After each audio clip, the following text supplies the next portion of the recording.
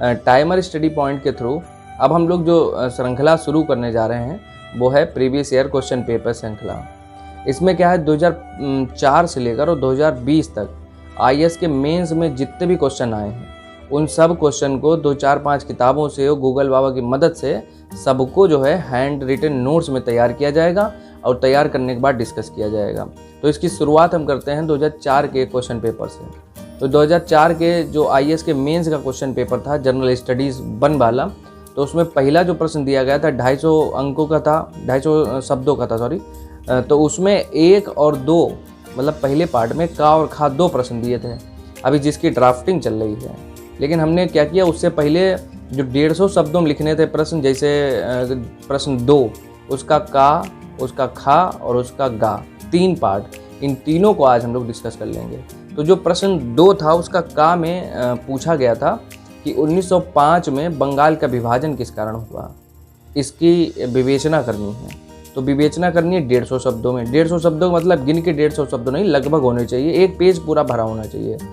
तो इसकी शुरुआत करते हैं। इससे पहले ये जान लो कि भारत में 1899 से लेकर 1905 तक भारत के वायसराय कौन थे? लॉर्ड कर्जन थे। तो लॉर्ड कर्जन साहब जो थे इन्होंने सबसे ज़्यादा अलोकप्रिय काम किए और 1905 में क्या किया, इन्होंने बंगाल विभाजन की घोषणा कर दी। घोषणा करने के साथ ही पूरे देश में मतलब समझ लो विद्रोह खड़ा हो गया इनके ऊपर।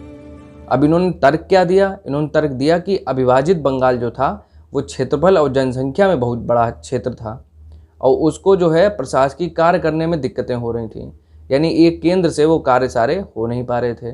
बात कुछ हद तक ठीक भी है। अगर आप क्षेत्रफल की दृष्टि से देखो तो उस टाइम अविभाजित जो बंगाल था उसमें आधुनिक बिहार, पश्चिम बंगाल, झारखंड, उड़ीसा और बांग्लादेश ये सब शामिल थे, इतना बड़ा था वो। उसके बाद अगर जनसंख्या के हिसाब से देखो तो पश्चिम बंगाल जो ये बनाना चाहते थे, पश्चिमी बंगाल और पूर्वी बंगाल 2 बनाना चाहते थे, लेकिन अगर टोटल जनसंख्या देखी जाए तो लगभग 8.5 करोड़ जनसंख्या होगी। अब सोचो देश में, पूरे देश में 28 करोड़ और बंगाल में खाली 8.5 करोड़। तो इसीलिए इनने सोचा कि पूर्वी बंगाल कर दें और पश्चिमी बंगाल कर दें। तो पश्चिमी बंगाल जो था उसकी राजधानी कलकत्ता बनाने के लिए बोला गया और इसमें कहा गया कि कुल आबादी जो है वो लगभग 5 करोड़ और 40 लाख होनी चाहिए, जिसमें हिंदू आबादी 4 करोड़ और 20 लाख हो। और इसमें जो लेफ्टिनेंट गवर्नर बनाए गए सर एंड्रयू फ्रेजर बनाए गए। उसके बाद विभाजन किया गया पूर्वी बंगाल का, राजधानी ढाका बनाई गई। कुल आबादी जो है 3 करोड़ 10 लाख थी, जिसमें मुस्लिम आबादी 1 करोड़ और 80 लाख रखी गई और इसके लेफ्टिनेंट गवर्नर जो हैं ब्लूमफील्ड थे। लेकिन बंगाल विभाजन का जो वास्तविक तर्क था वो वहाँ पर जो उभरती राष्ट्रीयता थी, यानी कि बहुत सारे आंदोलनों का गढ़ बन गया था बंगाल अंग्रेज़ों के खिलाफ। जैसे समझ लो कि उस टाइम पर बहुत सारे आंदोलन चल रहे थे, तो उनका गढ़ जो था वो बंगाल था। और बंगाल को विभाजित करने का मतलब ये है कि आप आंदोलनकारियों के गढ़ को तोड़ रहे हैं। आप सोचो मुस्लिम हिंदू एकता उस टाइम पर जो है अंग्रेज़ों के खिलाफ बहुत बढ़ चढ़ कर हिस्सा ले रहे थे। लेकिन अब जैसे मान लो कि हम ऐसा कुछ सिस्टम कर दें कि दोनों लोग को अलग कर दें।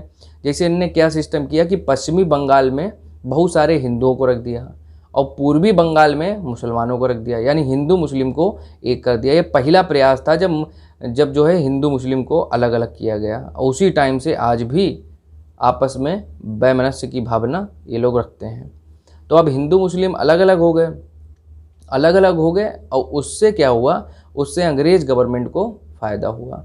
तो इसका मतलब ये होगा कि बंगाल का विभाजन वास्तविक रूप से इसलिए किया गया था कि जो राष्ट्रीय आंदोलन थे उनको कमज़ोर बनाया जा सके और उस टाइम पर जितने भी आंदोलनकारी लोग थे उनको भी कमज़ोर बनाया जा सके, ये मेन कारण बताया गया था। तो चलो हम लोग पहले देख लेते हैं कि बंगाल विभाजन जो है इसका प्रस्ताव। तो इसका प्रस्ताव जो है ब्रिटिश संसद में 3 दिसंबर 1903 को रखा गया था और 20 जुलाई को 1905 को क्या हुआ, इसे समाचार पत्रों में प्रकाशित कर दिया गया।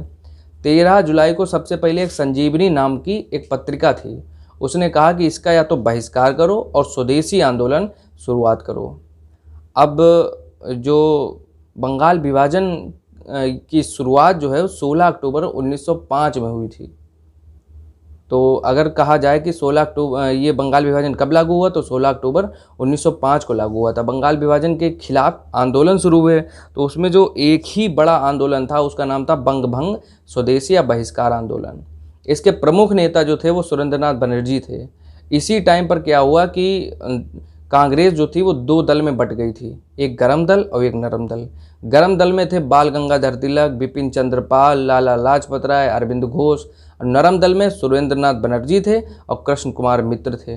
सुरेंद्रनाथ बनर्जी ही बंग आंदोलन के प्रमुख नेता थे। अब 1905 में गोखले की अध्यक्षता में कांग्रेस का बनारस अधिवेशन हुआ तथा बंग भंग आंदोलन का उसमें समर्थन किया गया। अच्छा, जो आपको पता है कि गरमपंथी जो थे बाल गंगाधर तिलक, बिपिन चंद्र पाल और लाला लाजपत राय, ये सब मिल के इनको लाल बाल पाल कहा जाता है। अच्छा, 1906 में कांग्रेस के कलकत्ता अधिवेशन की अध्यक्षता दादा भाई नौरोजी ने की और उन्होंने कहा कि गरम दल नरम दल एक साथ मिलके स्वाधीनता के लिए लड़ाई लड़े हैं। ये पहले प्रश्न का आंसर हो गया। इतना आप लिख देंगे तो 150 शब्द से ज़्यादा पूरे हो जाएंगे और ये बंगाल विभाजन के प्रमुख कारण हो गए।